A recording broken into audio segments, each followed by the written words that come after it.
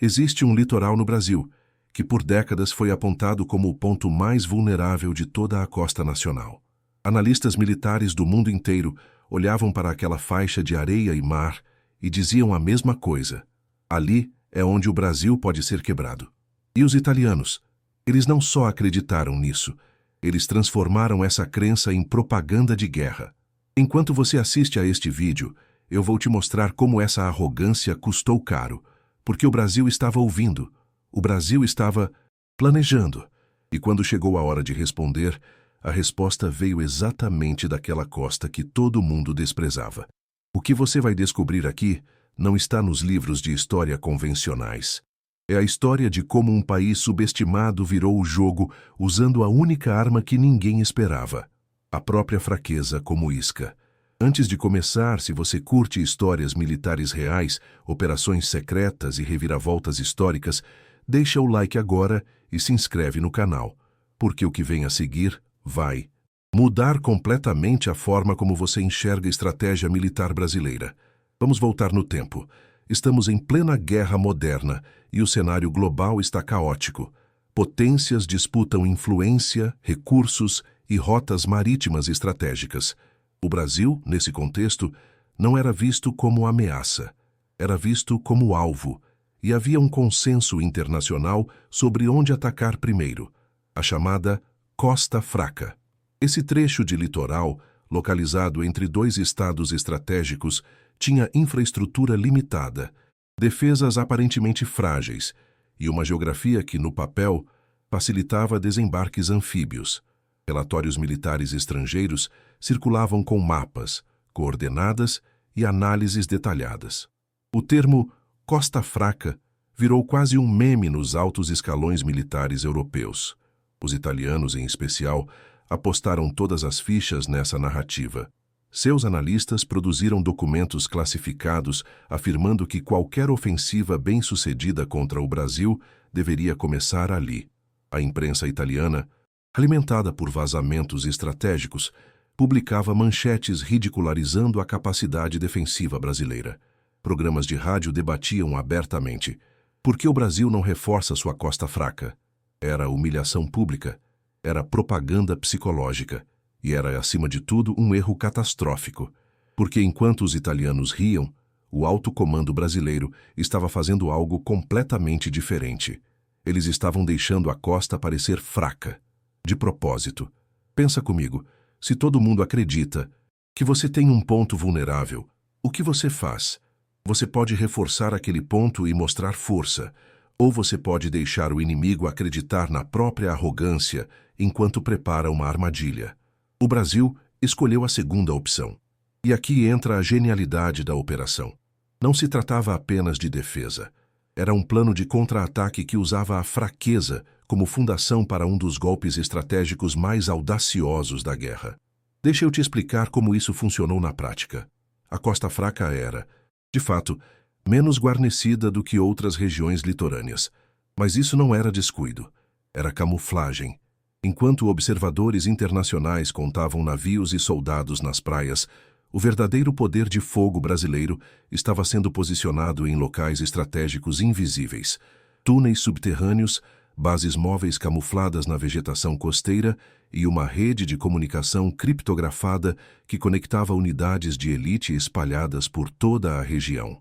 O que parecia abandono era, na verdade, mobilidade, tática.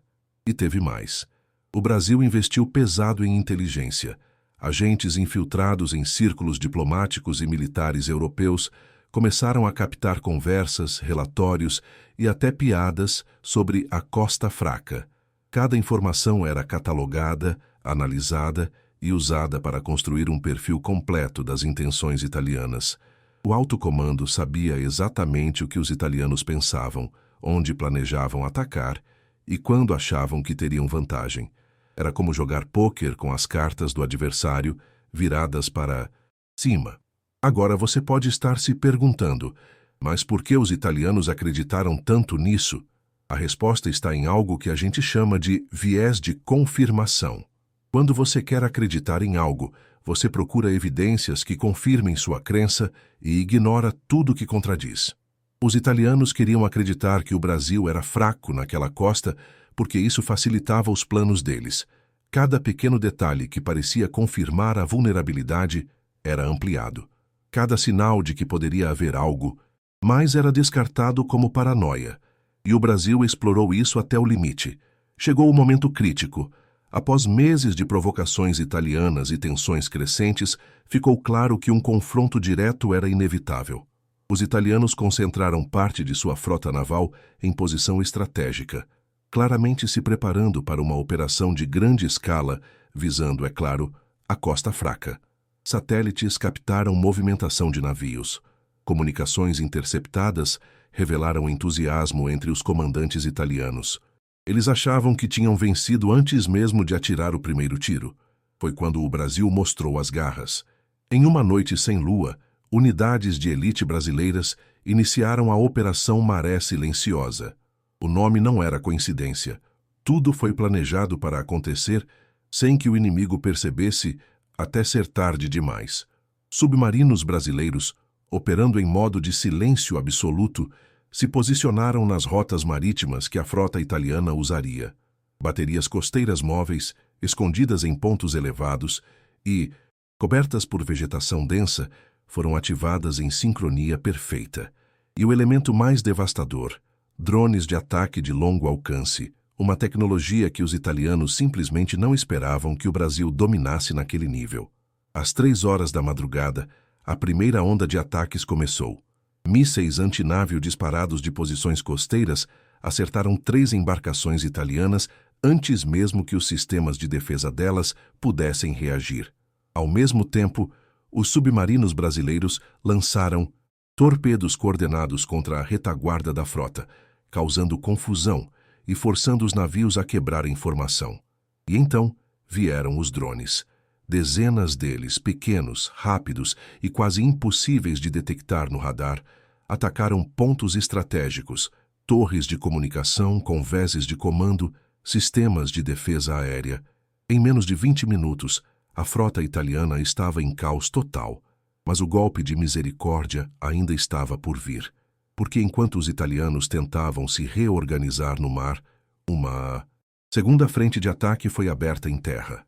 Forças especiais brasileiras, que haviam se infiltrado semanas antes em posições costeiras estratégicas, começaram a neutralizar instalações de apoio que os italianos planejavam usar como bases avançadas. Depósitos de combustível explodiram, torres de comunicação foram derrubadas, rotas de abastecimento foram cortadas. E tudo isso aconteceu simultaneamente, como se uma máquina de guerra perfeitamente azeitada tivesse sido acionada de uma só vez. Você precisa entender a escala do que aconteceu naquela noite. Não foi sorte, não foi improviso. Foi resultado de meses de preparação silenciosa, de inteligência cirúrgica e de uma compreensão profunda de como o inimigo pensava. O Brasil transformou a própria fraqueza em arma, e os italianos, que passaram todo aquele tempo rindo da costa brasileira, de repente se viram enfrentando um adversário que eles nunca imaginaram existir. Se você está gostando desse conteúdo, compartilha com alguém que também curte história militar. E ativa o sininho das notificações para não perder os próximos vídeos. Agora vem a parte que muita gente não sabe. Após o ataque inicial, o alto comando italiano entrou em pânico. Comunicações interceptadas mostravam oficiais gritando, pedindo explicações, tentando entender como uma operação que deveria ser um passeio virou um pesadelo. A propaganda italiana, que por meses ridicularizou o Brasil, de repente ficou em silêncio. Jornais suspenderam publicações sobre a guerra. Programas de rádio mudaram de assunto, porque admitir o que tinha acontecido era admitir um fracasso estratégico monumental. Mas a verdade não fica escondida para sempre. Aos poucos, começaram a vazar informações sobre a extensão dos danos. A frota italiana havia perdido mais de 40% de sua capacidade operacional naquela única noite. Navios de guerra de última geração estavam afundados ou severamente danificados. Centenas de militares estavam mortos ou feridos. E o pior de tudo, os planos de invasão tinham sido completamente anulados. A Costa Fraca não só resistiu, ela contra-atacou com uma força que ninguém imaginou possível. E aqui entra um detalhe psicológico crucial. Quando você constrói toda uma estratégia em cima de uma premissa, nesse caso a vulnerabilidade da costa brasileira, e essa premissa é destruída de forma brutal, o efeito não é só material, é moral. Os soldados italianos que sobreviveram ao ataque voltaram para casa contando histórias de um inimigo que eles achavam que não existia. A confiança no comando desmoronou. Dúvidas começaram a surgir sobre outras certezas estratégicas. E o Brasil, que era visto como alvo fácil, passou a ser respeitado como adversário perigoso. Agora, você pode estar pensando, mas como o Brasil conseguiu manter tudo isso em segredo? A resposta está em disciplina operacional e controle de informação. Toda a preparação para a Operação Maré Silenciosa aconteceu em níveis de sigilo que poucos países conseguem manter. Soldados envolvidos não sabiam o plano completo, apenas suas funções específicas. Comunicações eram criptografadas com códigos que mudavam diariamente. Movimentações de equipamento aconteciam à noite, longe de olhos curiosos. E o mais importante, havia um esforço consciente para alimentar a narrativa da costa fraca, deixando informações falsas circularem para manter os italianos confiantes. Isso é guerra de informação no mais alto nível. Não basta ter armas. Você precisa controlar o que o inimigo pensa que você tem. E o Brasil fez isso com maestria. Vamos falar agora sobre as consequências de longo prazo. Aquela única noite de combate mudou completamente a dinâmica da guerra. Outros países que consideravam atacar o Brasil começaram a recalcular. Afinal, se os italianos, com toda a sua tecnologia e preparo, foram humilhados daquela forma, o que aconteceria com quem tentasse algo parecido? A costa fraca virou sinônimo de armadilha, e o Brasil ganhou algo que não se compra: reputação de força estratégica. Mas tem um lado da história que quase ninguém conta. Dentro do próprio Brasil, a operação gerou debates intensos. Alguns militares argumentavam que deveriam ter divulgado amplamente o sucesso, usando como propaganda interna e internacional. Outros defendiam o silêncio, mantendo capacidades ocultas para futuras necessidades. No final, prevaleceu uma estratégia híbrida. Informações limitadas foram liberadas para desencorajar novos ataques, mas os detalhes, técnicos e táticos, permaneceram classificados por décadas. E isso nos leva a uma questão interessante. Quantas outras operações como essa aconteceram e nunca chegaram ao conhecimento público? Quantas vezes países subestimados viraram o jogo de formas que só os envolvidos diretos sabem? História militar está cheia de lacunas, de eventos que foram deliberadamente apagados ou distorcidos. A Operação Maré Silenciosa quase foi uma dessas histórias. Quase. Deixa eu te contar um detalhe que arrepia.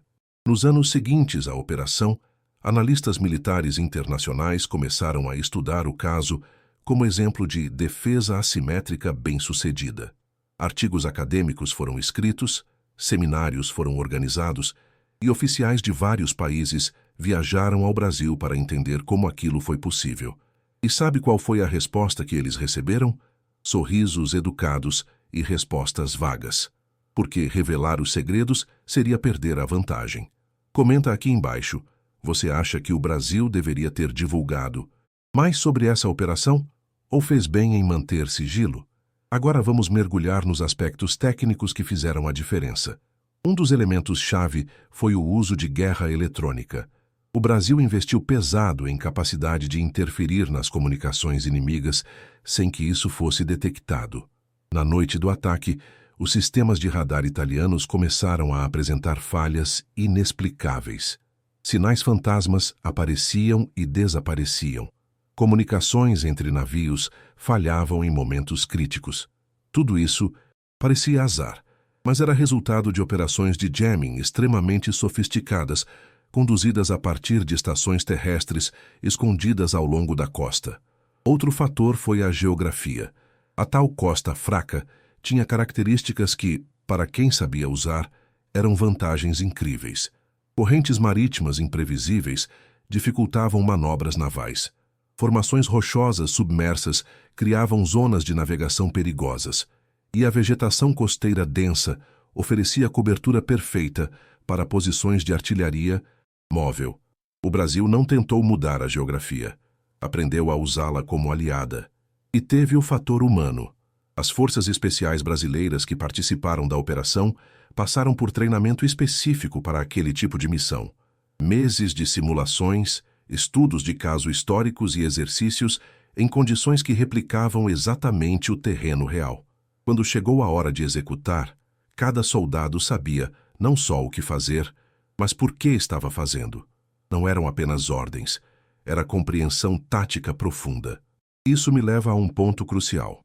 Tecnologia vence guerras, mas humanos vencedores usam tecnologia.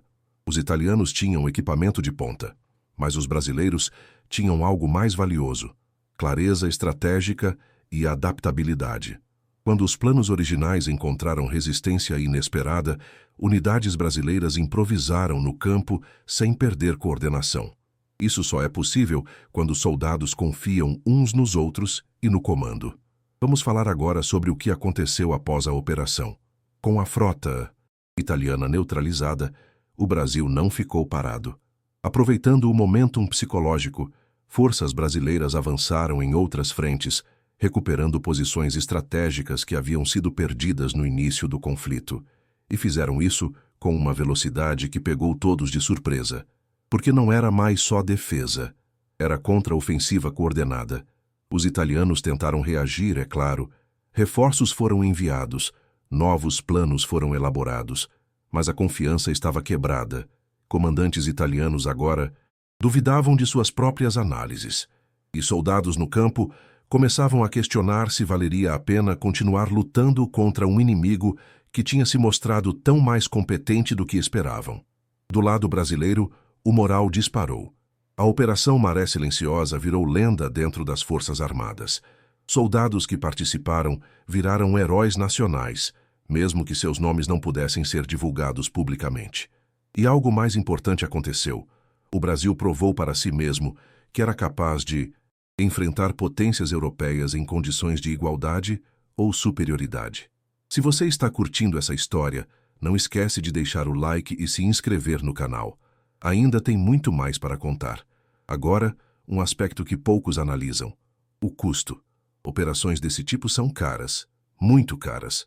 O Brasil gastou fortunas em preparação, em tecnologia, em treinamento, e isso gerou debates internos sobre prioridades. Valia a pena investir tanto em capacidade militar quando havia outras necessidades urgentes? A resposta veio na forma dos resultados. Porque aquele investimento não só protegeu o país, mas mudou a percepção internacional sobre capacidades brasileiras. E isso tem valor estratégico que vai além de números. Outro ponto interessante: alianças. Após a Operação Maré Silenciosa, vários países que antes eram neutros ou até hostis ao Brasil começaram a ver vantagens em parcerias. Porque ninguém quer estar do lado errado de quem demonstrou capacidade tática dessa magnitude. Acordos comerciais foram facilitados, cooperações tecnológicas se abriram, e o Brasil ganhou assento em mesas de negociação onde antes não era convidado. Isso mostra algo fundamental sobre poder no cenário internacional. Não é só quantas armas você tem, é quanto respeito suas ações geram. E respeito em relações internacionais vem de capacidade demonstrada, não de palavras. Vamos agora para um dos aspectos mais fascinantes: a propaganda pós-operação. Enquanto os italianos tentavam abafar o desastre, o Brasil conduziu uma campanha de comunicação estratégica sutil, mas eficaz. Não houve comemorações públicas exageradas. Não houve humilhação explícita do inimigo. Apenas mensagens calculadas para audiências específicas, para aliados, confirmação de confiabilidade; para neutros, demonstração de força sem agressividade; para adversários, um aviso claro de que subestimar o Brasil era erro fatal. Essa contenção estratégica foi genial, porque ao não esfregar a vitória na cara dos italianos, o Brasil deixou espaço para negociações futuras. E quando a guerra eventualmente terminou, esse espaço diplomático se mostrou valioso.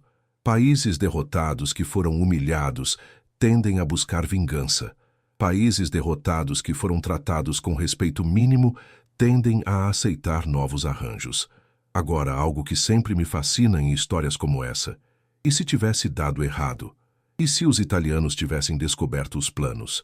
E se a operação falhasse? As consequências seriam catastróficas. O Brasil teria exposto suas capacidades sem resultado, perdido equipamento valioso e, pior, confirmado a narrativa de fraqueza. É por isso que decisões estratégicas desse nível exigem não só competência, mas coragem. Os comandantes brasileiros apostaram tudo em um único golpe. E funcionou. Mas funcionou porque havia preparação, não só coragem. E essa é a lição fundamental que essa história ensina. Ousadia sem preparação é temeridade. Preparação sem ousadia é desperdício. O Brasil combinou as duas coisas no momento certo.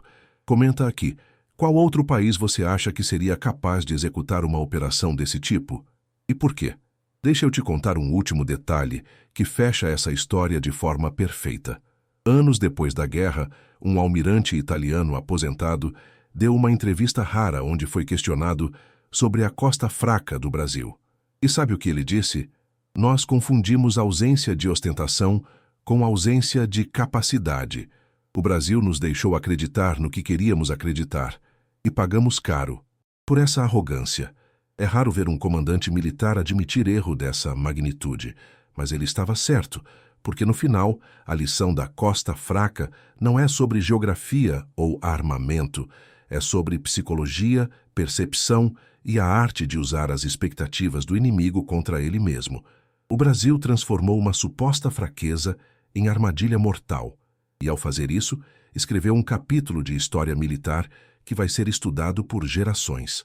A Operação Maré Silenciosa não foi só uma vitória tática, foi uma demonstração de que inteligência estratégica, quando bem aplicada, supera vantagens materiais. Foi prova de que países subestimados podem surpreender o mundo quando decidem parar de se desculpar e começar a agir. E foi um aviso que ecoa até hoje. Nunca, jamais, subestime um adversário baseado em aparências. Então, da próxima vez que você ouvir alguém falando sobre pontos fracos, vulnerabilidades ou falta de capacidade, lembre-se dessa história. Porque às vezes, o que parece fraqueza é apenas paciência esperando o momento certo de se revelar como força devastadora. E o Brasil provou isso da forma mais espetacular possível, transformando risos em silêncio e arrogância em derrota.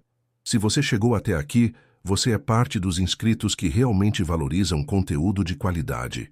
Deixa o like, se inscreve no canal, ativa o sininho e compartilha esse vídeo, porque histórias como essa precisam ser contadas, estudadas e lembradas. Até o próximo vídeo.